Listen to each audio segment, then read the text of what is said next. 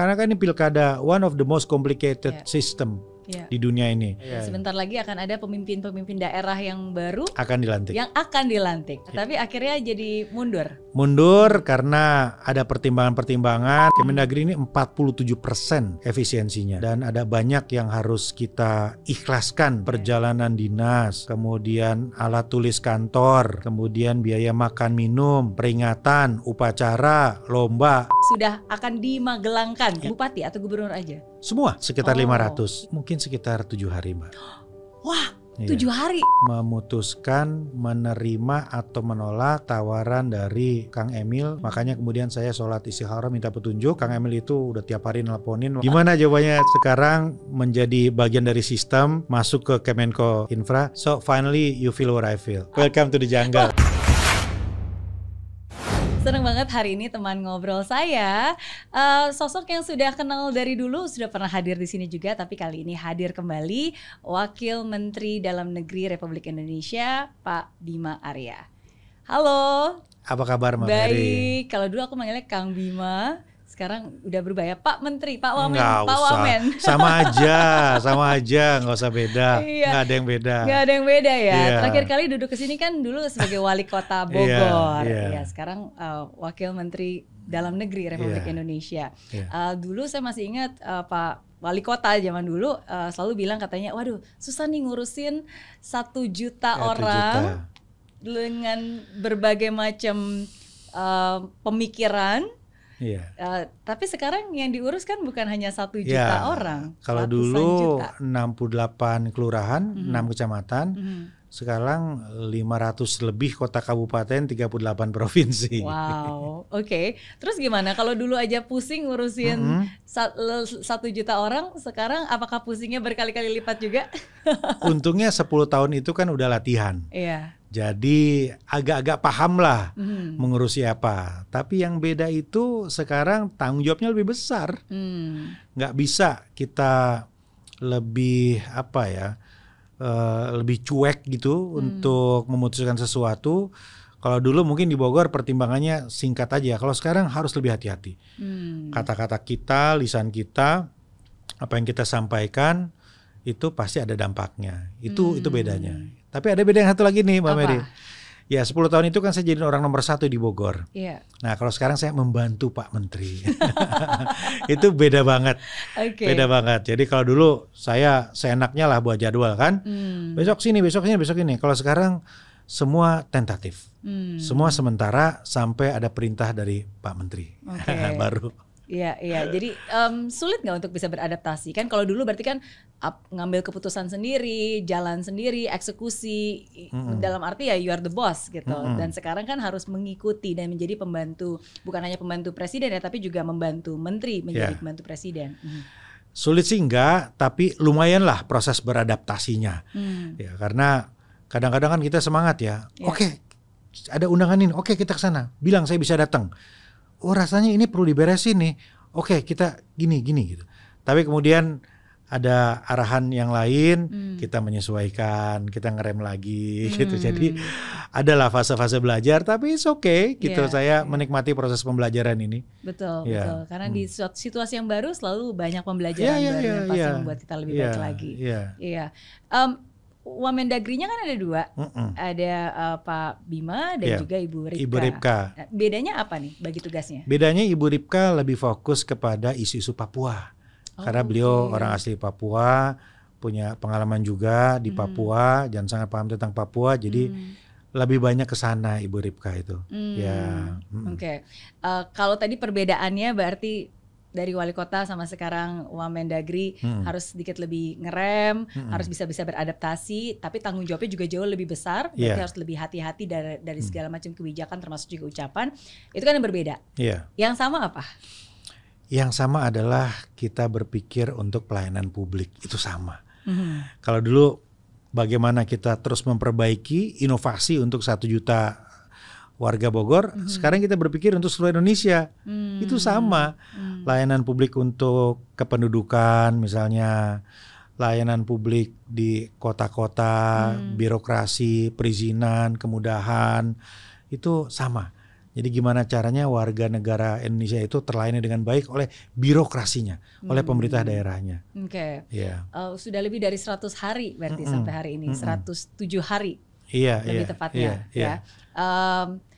Kalau Pak Bima bisa menilai kinerja sendiri sekarang, berarti seperti apa nih? Rasanya pertanyaan yang sama pernah ditanya ya, bagaimana menilai sebagai wali kota, dan jawaban saya selalu sama. Apa? Yang menilai kan bukan kita. Yang menilai adalah warga, adalah rakyat. Yang menilai kinerja menteri adalah presiden. Yang menilai kinerja saya mungkin Pak Menteri. Jadi nggak bisa menjawab itu gitu. Di titik ini yang perlu kita pastikan adalah ikhtiar kita maksimal. Kerja kita selalu berusaha untuk memberikan yang terbaik. Itu aja menurut saya.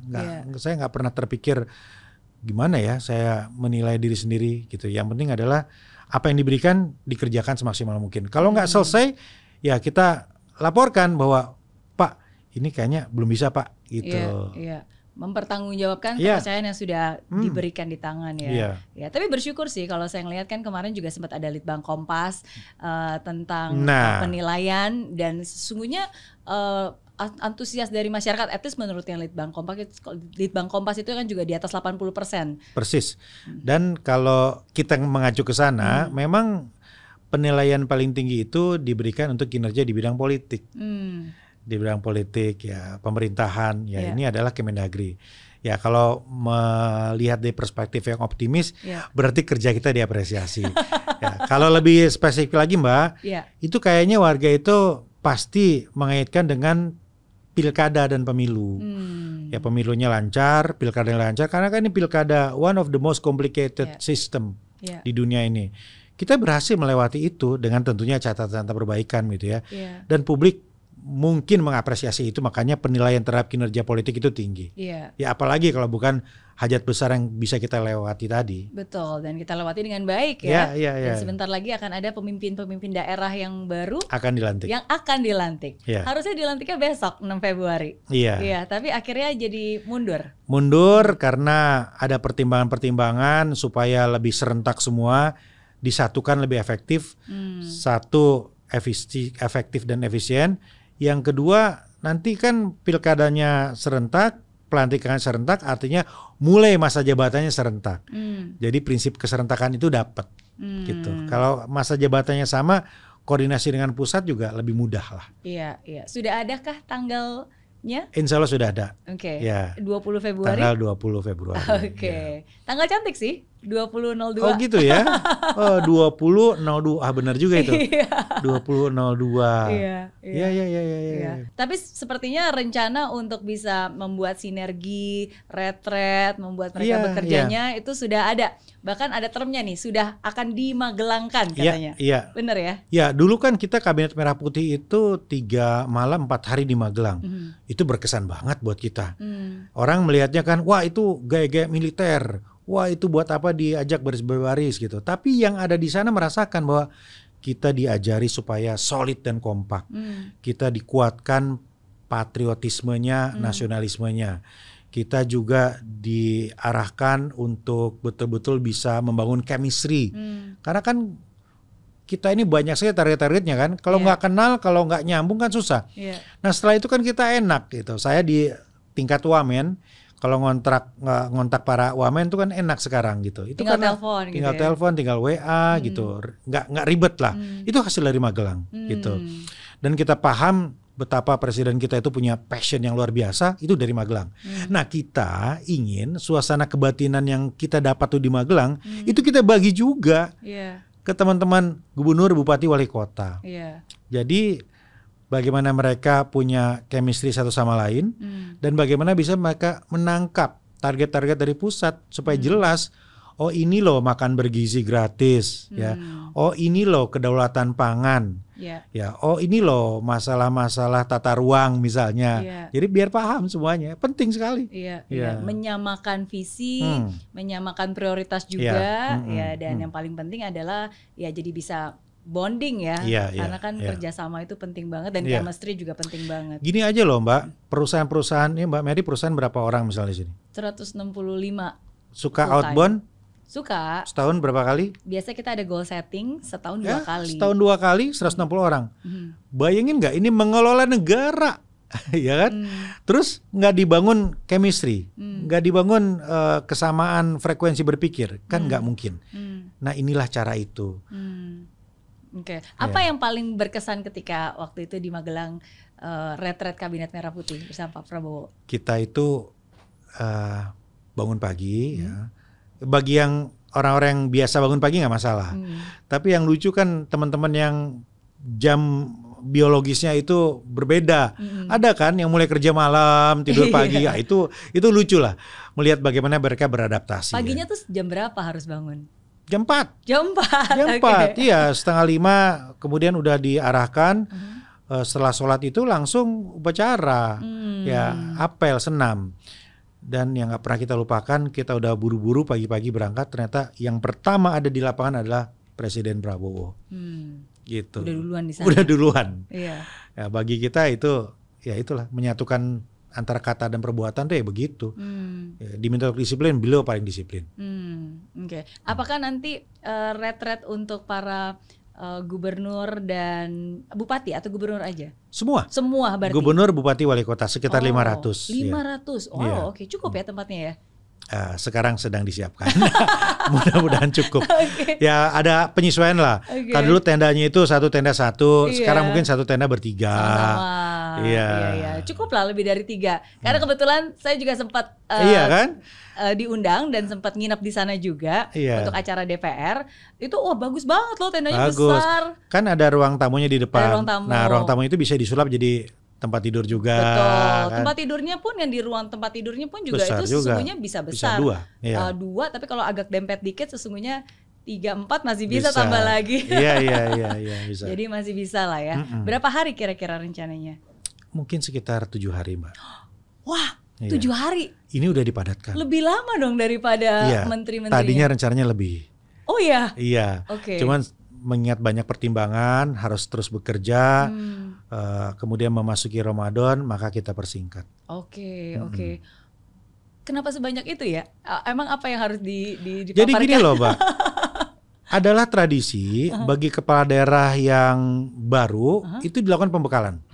Pembekalan itu ada banyak loh. Dulu waktu saya di Kemendagri itu ada pembekalan 2 minggu untuk memahami tugas pokok dari kepala daerah.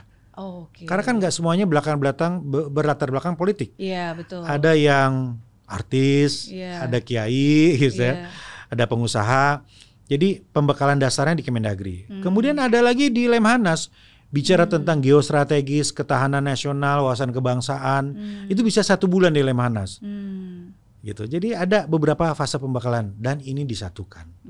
Ini disatukan 7 hari dipadatkan. Iya. Jadi orientasi padat, singkat, efisien. Iya. Terus kalau berbicara tentang hal itu, ini yang baru-baru topik yang lagi amat sangat hangat nih.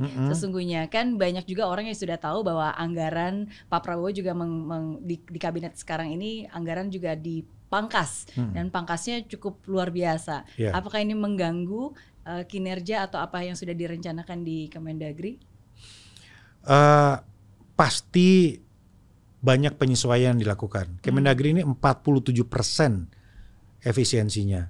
Jadi dipotong banyak hal begitu. Artinya sudah pasti tidak sama lagi seperti tahun-tahun yang lalu. Dan ada banyak yang harus kita ikhlaskan ya untuk dikurangi. Tapi bagi saya ini adalah shock terapi.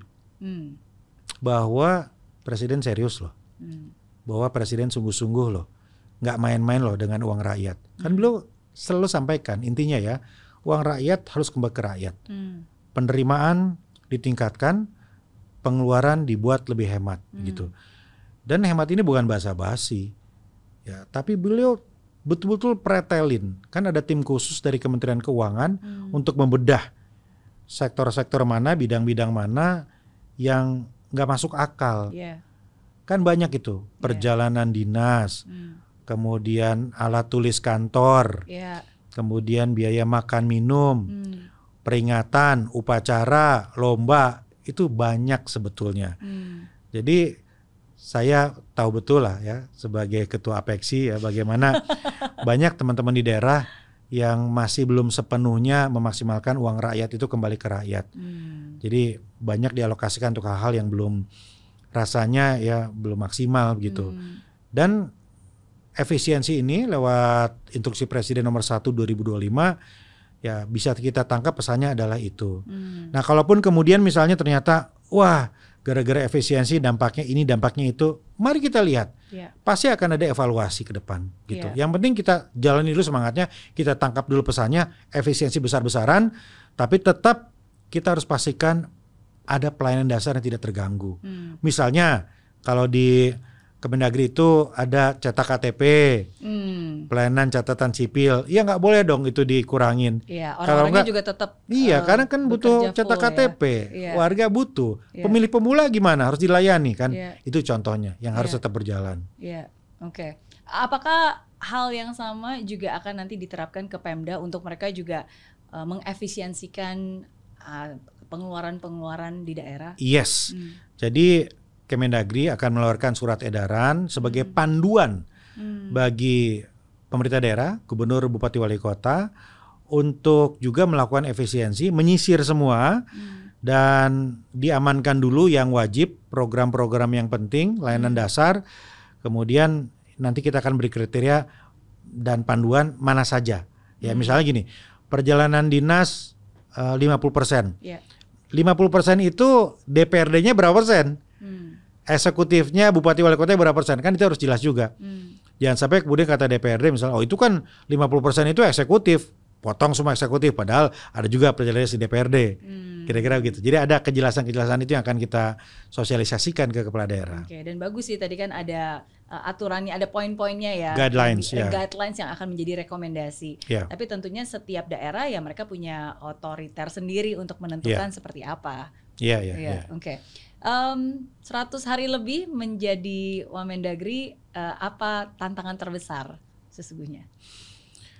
Tantangan terbesar sesungguhnya itu adalah mengatur waktu ya ribet banget waktunya karena kadang-kadang disposisi aja bentrok. Jadi misalnya Pak Menteri misalnya memberikan disposisi, begitu dilihat loh kok sama waktunya, pilih yang mana kan gitu kan? Ya karena saking banyaknya tugas Pak Menteri. Pak Menteri itu kan banyak banget kan tugasnya gitu. Kemudian pasti ketika beliau menandatangani, oke, oh ini Pak Bima misalnya, ini Bu Ripka misalnya. Ya tapi ternyata ya itu bentrok juga waktunya gitu. Jadi kemudian harus dibagi-bagi lagi gitu. Jadi itu yang menurut saya sangat tidak mudah ya, tantangan utamanya gitu. Kalau dulu membagi waktu itu karena keinginan kita. Kalau sekarang kan tugas dari Pak Menteri harus kita bagi. Itu satu. Nah yang kedua juga menurut saya kalau dulu kan kelilingnya itu di 68 kecamatan, kalau sekarang di 38 provinsi. Dalam waktu 3 bulan Mbak Mary, saya sudah berkeliling di 14 provinsi. 14 provinsi. Kalau orang ditanya kan, Kang Bima lebih banyak di Jakarta atau di Bogor? Saya bilang lebih banyak di pesawat. Nah, jadi tantangannya adalah menjaga kesehatan. Kesehatan. Nah, ini yang menarik nih. Kalau tidur nggak masalah Mbak. Nggak masalah, karena saya bisa tidur di pesawat, bisa tidur di mobil, di hotel bisa tidur diatur ya supaya 6 jam. Yang sangat susah adalah makan.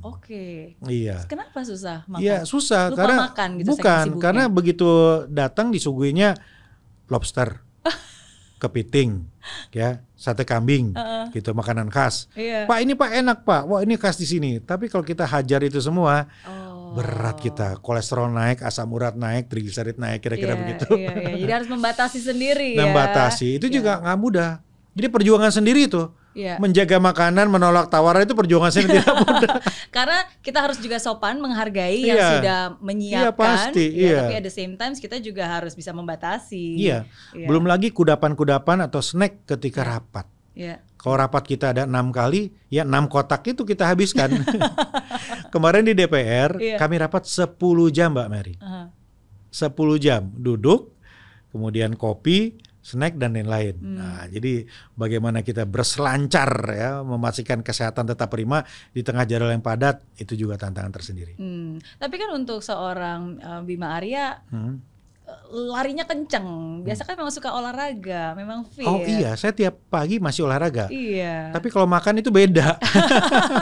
Walaupun tiap pagi lari, tapi kalau makannya berantakan, ya ngefek ya. Ngefek. Badannya tuh rasanya beda ya. Beda Mbak.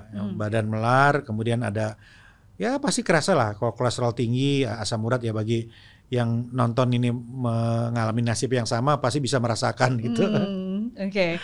Berarti lebih lama di pesawat daripada di kota-kota yang dikunjungi lainnya, karena maksudnya sering traveling lah ya, lebih ke 14 provinsi. Terus gimana nih dengan Ibu Yana, komplain nggak istri? Ada apa perbedaan terbesar lah? Sebelumnya kan Ibu Wali Kota, sekarang Ibu Wakil Menteri. 10 tahun kan udah belajar. Jadi bukan hal yang baru. Ya bahkan kan ketika saya selesai jadi wali kota, saya bilang gimana kalau saya balik lagi ke kampus? Gimana kalau saya jadi penulis aja? Ya istri dan anak-anak itu nggak setuju. Ya nggak gitu dong, terus dong. Kalau ada kesempatan terus dong, berbuat yang baik, membaktikan diri, kira-kira begitu. Jadi ketika kemudian menjadi wakil menteri, ya disyukuri. Dalam konteks pengabdiannya terus berlanjut, jadi udah siap mentalnya, sebenarnya begitu.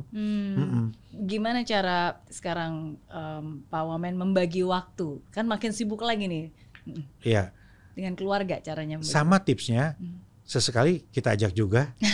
Ya kalau ke daerah ajak, kalau ada acara-acara di Jakarta ajak gitu. Jadi nggak pernah ada isu tentang membagi itu. Ya. Sinergikan bersama ya.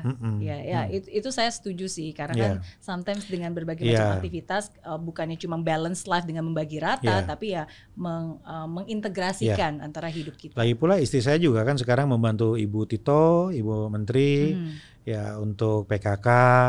Kemudian ada juga aktivitas di kampus, lagi nyelesain S3 nih Mbak Mary. Oke. Memang ini keluarga akademisi ya? Iya. Emang suka belajar. Iya. Berarti nggak tinggal di Bogor dong, sekarang udah pindah ke Jakarta? Bolak-balik lah. Kadang nginep di Jakarta, kadang di Bogor gitu. Tergantung jadwal aja. Oke. Apa yang paling dinikmati selama sekarang berperan sebagai Wakil Menteri Dalam Negeri? Sejujurnya merumuskan sesuatu yang akan memberikan dampak lebih luas, itu kenikmatan tersendiri. Ya kalau dulu kan ketika kita tanda tangan, kita bayangkan dampaknya di 1 juta.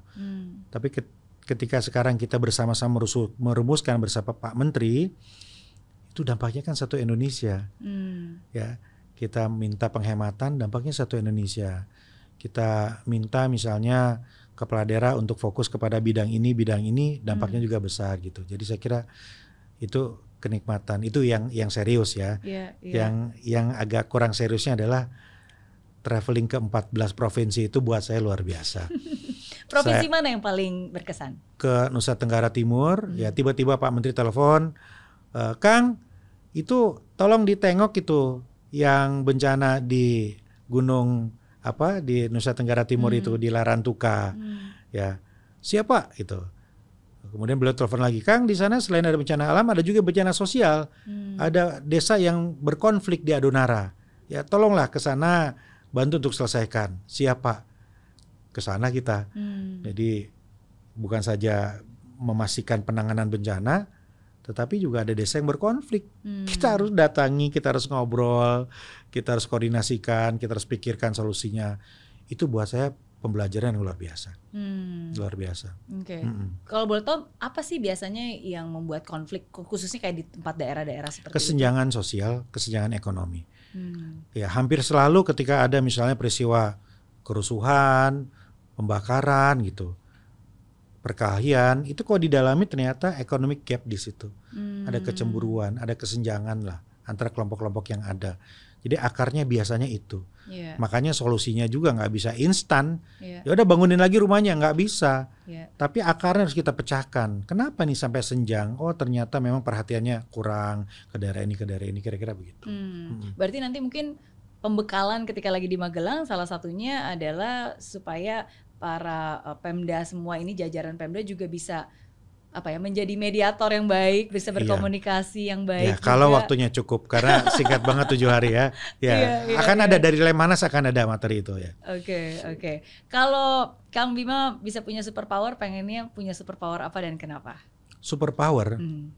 Wah, dari dulu saya pengen banget terbang. Kenapa? Ya cepet aja kemana-mana kan. Iya kan, kalau bisa terbang dari kecil itu menghayalnya itu, aduh kalau jadi Superman terbang ya. Tiba-tiba ada itu sini, kita cepet langsung ke sana, selesaikan persoalan di sana. Kita kangen sama orang, langsung datang ke sana, ya kan? Ada persoalan datang gitu. Ya sekarang apalagi kan? Ketika banyak, satu hari itu bisa ada 10 agenda, rapat di 3 kementerian yang berbeda. Itu aduh kadang-kadang ini susah banget ini kan. Dan kalau pakai patwal kan juga rasanya nyusahin orang ya, nggak tega gitu ya. Apalagi kejadian kemarin nguing-nguing itu pandangan orang tuh nggak enak gitu. Kalau bisa udah loncat terbang aja kita ke kementerian yang lain. Iya. Nah, tapi pertanyaannya pertanyaan nggak serius kan, superpower. Iya, tapi berarti kadang-kadang kalau jalan nggak selalu pakai patwal berarti? Ada fasilitas patwal, tapi saya bilang ke protokol gunakan kalau urgent.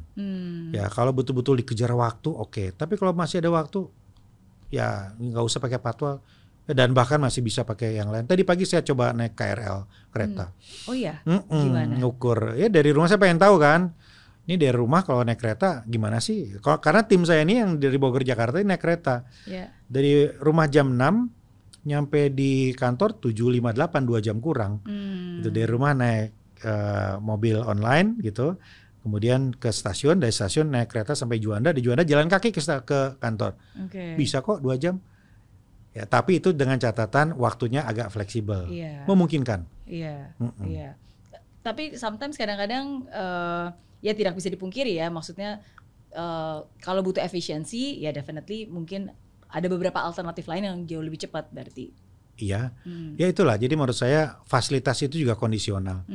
Kalau nggak perlu ya nggak usah pakai.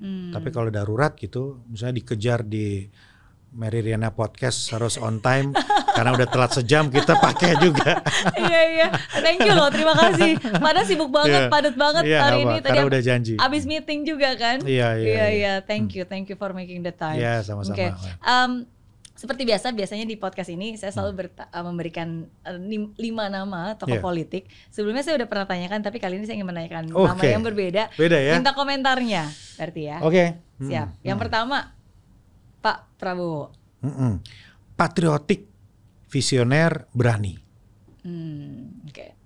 Yang kedua, Mas Gibran. Nyentrik,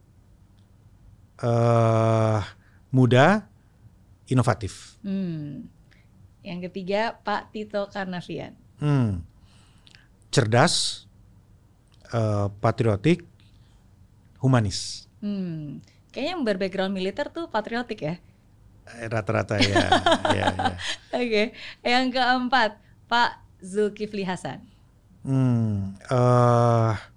Terampil, inovatif, dan berani. Beliau tuh berani banget loh. Nyalinya kenapa juara. Beraninya itu ada penekanannya? Seberani apa? Karena saya merasakan beberapa momentum ya ketika Kongres PAN agak rusuh, kami diserang, lemparan kursi, kemudian kita semua berlindung, beliau loncat ke depan, berbicara, jangan mundur, lawan, kira-kira begitu. Itu unimaginable. Wow. Ya, seorang pimpinan berdiri di tengah kursi berterbangan, itu nggak pernah saya lupakan. Kapan itu? Itu waktu Kongres PAN di Kendari. Ya, itu beliau pimpin langsung, serang balik, kira-kira begitu. Tetapi hal-hal lain juga banyak ya.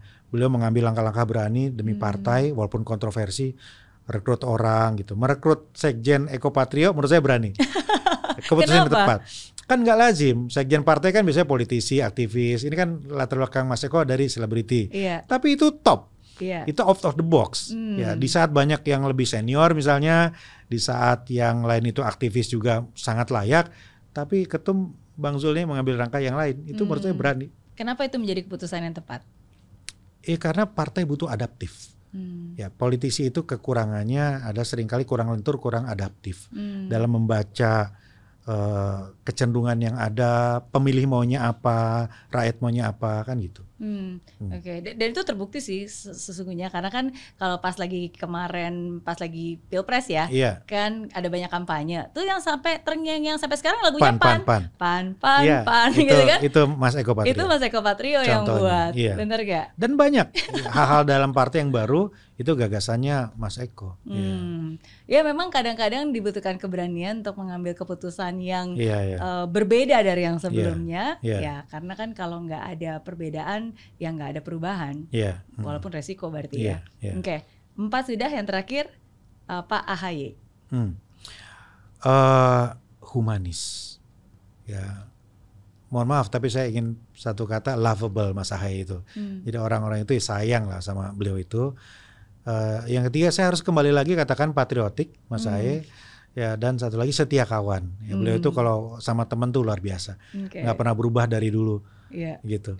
Luar biasa nih, dari 5 orang yang saya tanyain, cuma Pak AHY yang dapat 4 kata. Yang lain tadi 3. Ayo dapat 4 tambah setia kawan. Udah kenal lama berarti? Iya, dari zaman saya pengamat kok. Ya dari tahun 2007, 2008 waktu Mas AHY masih dinas tentara, kita suka ketemu, diskusi. Ya awalnya Mas Ibas dulu sih, karena kita bantu Mas Ibas kampanye di Pacitan. Setelah itu kenal dengan Mas AHY, kemudian sering diskusi, ketemu, tukar pikiran, cocok banget gitu. Sama-sama anak muda yang punya hati yang besar untuk Indonesia. Amin. Oke. Pilihan tersulit yang pernah dialami oleh saya adalah ketika memutuskan menerima atau menolak tawaran dari Kang Emil untuk menjadi wakil gubernur beliau. Oh, kapan tuh? Ketika beliau mau maju periode kedua di Jawa Barat. Di Jawa Barat waktu itu ya. Ya beliau. Kirain ditawarin yang pas lagi mau Jakarta. itu beda lagi babnya. Itu seru juga gitu. Tapi satu pilihan tersulit adalah pilihannya adalah mau jadi Wagub Jabar mendampingi Kang Emil atau melanjutkan di Kota Bogor ya. Agak sulit karena ke Jabar pengabdian lebih besar, tapi hati saya masih di Bogor, saya ingin beresin Bogor gitu. Makanya kemudian saya sholat istikharah minta petunjuk dan jawabannya adalah tetap di Bogor. Jadi Kang Emil itu udah tiap hari nelponin waktu itu, nanyain terus, udah kayak cowok nembak cewek waktu itu. Ya, gimana jawabannya? Saya bilang istikharah. Saya sampaikan, Kang, izinkan saya untuk lanjutkan fokus di Bogor dulu, kira-kira begitu. Karena kan Kang Bima sendiri juga elektabilitasnya sangat tinggi, and very lovable juga. Kalau tadi bilang Mas AHY lovable, you very lovable juga kan, sangat diterima oleh masyarakat. Jadi mungkin wajar lah jika Kang Emil nanya, yuk bareng saya gitu. Mungkin karena tadi chemistry juga nyambung lah dengan Kang Emil. Oke, itu pilihan yang sulit. Berarti ketika Pak Prabowo waktu itu meminta untuk menjadi Wamendagri, bukan pilihan nggak sulit itu. Langsung ketika ada informasi dari Bang Zul, Pak Ketum, kamu saya usulkan gitu. Bang Zul nggak sebut apa posisinya loh, nggak sebut. Saya bilang siap gitu. Ya baru kemudian ketika tanda tangan Fakta Integritas saya baru tahu posisinya Wamendagri gitu. Ya karena prinsipnya gitu, ya rasanya selama saya sehat, punya kemampuan, why not? Ya mengapa enggak berikan yang terbaik bagi bangsa dan negara tanpa henti. Oke. Ini berandai-andai ya, andai kalau misalnya dikasih pilihan, boleh pilih semua jajaran kabinet gitu, maunya jadi apa? Rasanya ini hal yang terbaik ya, amanah yang terbaik ya, karena saya melanjutkan yang saya kerjakan selama 10 tahun. Ya saya sangat bersyukur diberikan amanah di tempat ini. Ya, karena melanjutkan apa yang saya lakukan selama 10 tahun.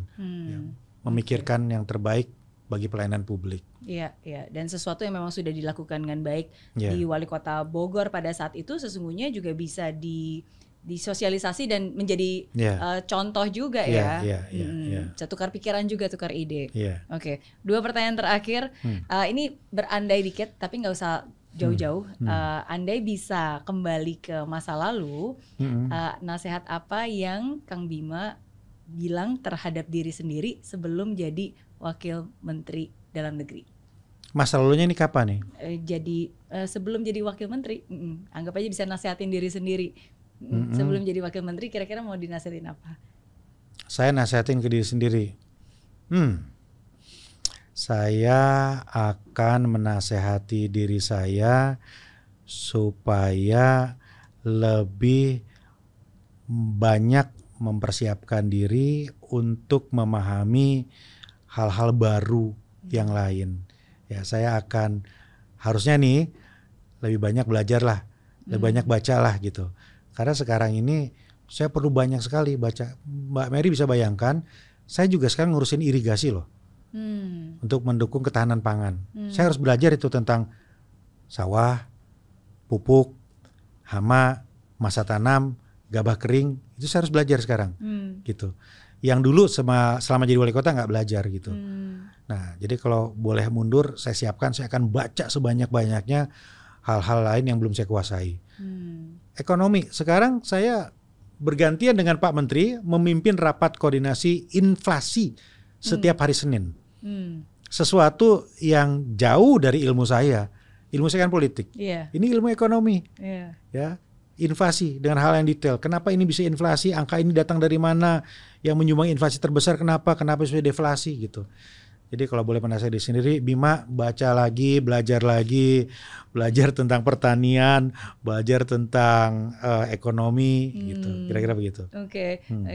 Itu ya memang nggak mudah ya, karena kan ujung-ujungnya semua kebijakan yang ada di pemerintah, baik itu ekonomi, baik itu tadi ketahanan pangan, maupun infrastruktur, maupun apapun itulah, kesehatan, ya ujung-ujungnya kan Pemda itu sangat dibutuhkan karena mereka lah yang akan mensosialisasikan dan membantu untuk bisa menjalankan itu. Ya, karena kebetulan baru tadi pagi kan ada rapat koordinasi Pak Menko bersama dengan berbagai kementerian yang berhubungan karena kita lagi persiapan untuk mudik Lebaran gitu. Nah, jadi setelah udah banyak diskusi dan seterusnya, salah satunya adalah harus berkoordinasi dengan Kemendagri, karena nanti kan daerah-daerah yang sangat berhubungan kan harus ada koordinasi yang baik sehingga itu bisa berjalan dengan baik. Jadi sebenarnya hampir semua kementerian sangat berhubungan dengan makanya kita tuh kayak super minister, Mbak. Jadi semua kita urusin lah. Oke. Terakhir berarti apa pembelajaran hidup yang begitu berkesan yang Kang Bima bisa bagikan kepada semua yang nonton hari ini? Saya yakin apa yang disampaikan oleh ayah saya almarhum, just do your best and God will do the rest. Itu saya selalu yakini itu. Jadi lakukan aja yang terbaik gitu, sisanya nanti Allah akan bantu dan Tuhan akan kerjakan gitu. Artinya apa? Kan banyak orang itu banyak kalkulasi ya. Oh, nanti kalau gue begini nanti gimana, apa untungnya? Nggak usah ribet, lakukan yang terbaik aja. Nanti akan ada pertolongan besar dari situ. Nanti akan ada tangan-tangan yang tidak kelihatan. Nanti akan ada invisible hands di situ. Just do your best. Itu aja. Skenario Tuhan itu pasti yang terbaik, dengan catatan kita kerjakan dulu. Karena dalam agama Islam pun ya ada firman Allah, ada hadisnya gitu. Kita kerjakan dulu yang kita mampu. Lakukan yang terbaik. Allah tidak akan menolong kita kalau kita tidak akan maksimal gitu. Itu saya yakini betul gitu ya. Ya sama. Ya setelah jadi wali kota, orang nanti Bima mau kemana? Jadi pengangguran. Saya bilang saya lakukan yang terbaik. Saya bekerja keras ya supaya bisa berbakti dalam skala yang lebih besar, bisa jadi gubernur. Begitu gagal, ya sudah. Ya gitu. Nanti akan ada jalan lain gitu. Toh kita sudah ikhtiar maksimal kan gitu. Ternyata nggak jadi gubernur, ya Allah berikan amanah jadi wakil menteri. Itu menurut saya dalam konteks itu. I did my best. Dan ternyata Tuhan memberikan juga jalannya. Tuhan akan selalu mencatat apapun kebaikan dan kerja keras yang kita berikan dengan ikhlas. Terima kasih sudah menjawab pertanyaan-pertanyaan saya. Terima kasih. Kayaknya ada satu pertanyaan yang harus saya tanyain. Oh iya, sebagai atau pura-pura lupa ya. Pura-pura lupa. Enggak lupa kok. Kang Bima boleh nanya satu pertanyaan. Simpel aja. Sekarang menjadi bagian dari sistem, masuk ke Kemenko Infra, apa yang paling menyebalkan ketika Mbak Mary ada di dalam sistem yang tidak terasakan dulu? Oke, kalau buat saya yang paling sulit itu adalah mengatur jadwal waktu. Sama ya. Karena benar itu dinamis, sangat-sangat dinamis. Karena kan lebih dari 2 dekade saya sebagai entrepreneur. I am my own boss. Jadi my time is my itu tanggung jawab saya. Setiap keputusan apapun yang mau saya buat lakukan sendiri gitu. Tapi kan sekarang saya membantu Pak Menko sebagai staf khusus. Jadi bukan hanya jadwal ya, jadi ada banyak hal yang memang harus di-adjust. So finally you feel what I feel. Welcome to the jungle.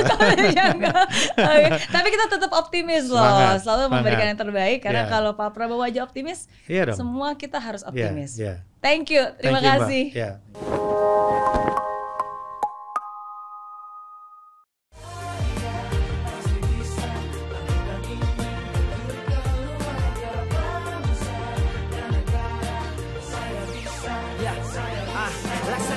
Tanpa hujan, hidup tanpa tujuan, kering dan mati tanpa hijaunya tumbuhan.